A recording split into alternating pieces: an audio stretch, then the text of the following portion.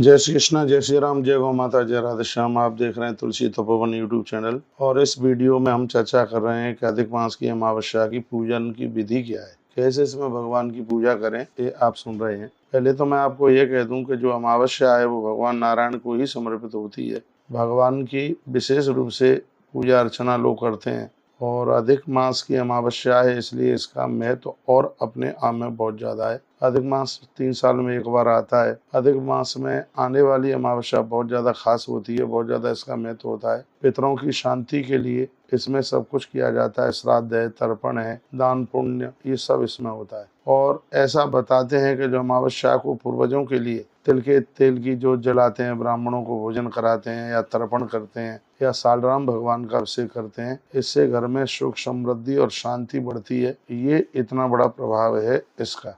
तो अब के बार ये अधिक मास की अमावस्या 16 तारीख को है, सुबह उदिता में है, इसलिए इसका महत्व और ज्यादा हो गया है। इसमें स्नान के लिए भी टाइम बताया गया है कि स्नान का जो समय है वह 4:15 बजे से लेकर के 5 बजे तक का टाइम है, वो बहुत ज्यादा बढ़िया है। अमावस्या के दिन जो पर्व का जो समय है स्नान का 4:15 बजे से लेकर के और 5 बजे तक का समय बहुत ही ज्यादा बेहद बहुत ज्यादा बढ़िया है। और अमावस्या के दिन आप तर्पण, पूर्वजों के लिए कुछ दान पुण्य ऐसा कुछ करेंगे, गोपाल सहस्त्रनाम का पाठ करेंगे, श्रीमद् भगवत गीता जी का पाठ करेंगे, इससे जीवन में बहुत बड़ी शांति चल करके आएगी। ऐसा हमारे ग्रंथों के अंतर्गत ऐसा लिखा है। अमावस्या के दिन भगवान नारायण, भगवान विष्णु की पूजा होती है और इस तिथि में विशेष रूप से नदियों में स्नान किया जाता है। विशेष रूप से सूर्य उदित हो गए उसके पहले ही नदियों में स्नान हो जावे, उसके तत्पश्चात सूर्य भगवान को अर्घ दें और पूर्वजों के लिए तर्पण करें। अब मैं बता रहा हूँ इसकी पूजा की विधि में क्या है। मैं निवेदन करना चाहूंगा, पूर्वजों की शांति के लिए पति और पत्नी दोनों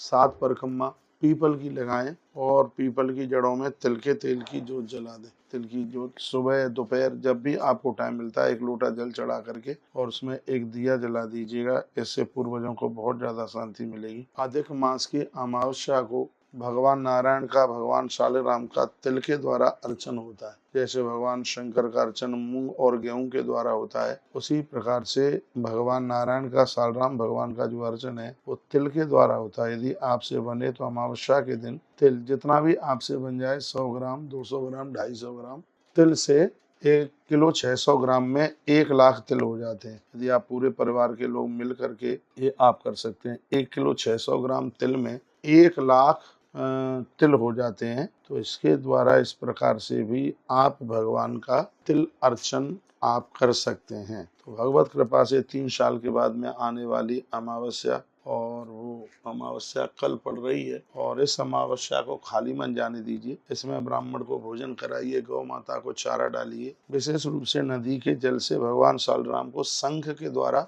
अभिषेक कराइए और वो जल है उसका छिड़काव आप अपने घर में कीजिए। इससे पूर्वजों को बहुत बड़ी शांति मिलेगी। दान पुण्य की तो बात इसमें है ही। इसमें विष्णु सहस्त्रनाम और श्रीमद् भगवत गीता के पाठ करने की इसमें बहुत ज्यादा बड़ी महिमा है। कोई ज्यादा विशेष ऐसा नहीं है कि ये पूजा में और आप इसको आप नहीं कर पाएंगे। साधारण सी पूजा है। जल में गंगा जल डालकर शंख हाथ में ले लो, थोड़ा कच्चा दूध ले करके और भगवान का अभिषेक ओम नमो भगवते वासुदेवाय मन ही मन में चलता रहे और शंख से भगवान का आप अभिषेक कराते रहिए। तो ये बहुत बढ़िया है। मैं आपको कहूँगा भगवान को निलाने के लिए दक्षिणी शंख बहुत ज्यादा प्रभावशाली होता है, तो उसके द्वारा आप यह जरूर कीजिएगा। एक और विशेष बात मैं आपको बता रहा हूँ, इसमें काक बलि का बहुत बड़ा महत्व है। जिससे घर में किसी भी प्रकार का पितृ दोष है या कोई चांडाल योग बन गया है जन्म पत्री में और परिवार में किसी की कुंडली में से, तो मैं काक बलि की महत्वता मैं आपको बता रहा हूँ। वो ये कि एक पत्तल पलाश की लीजिएगा, चावल बनाइए, उसमें चावल उसमें साबुत हो, उसमें गुड़ और दही ये उसमें डाल करके और ऐसी जगह पर उसको बाहर चौराहे के पास में कहीं ऐसी जगह रख दीजिए जहाँ, या छत पर ले जाकर के रख दीजिए जहाँ पर कागा, जहाँ पर कौआ आकर के उसको खा ले। इसको काक बलि कहते हैं। इससे पितृ दोष समाप्त हो जाता है। और बड़ी बात यह है कि अमावस्या के ही दिन ये होता है। तो अमावस्या पड़ रही है, कल की अमावस्या है, आज 15 अगस्त हो गई है, कल 16 अगस्त है।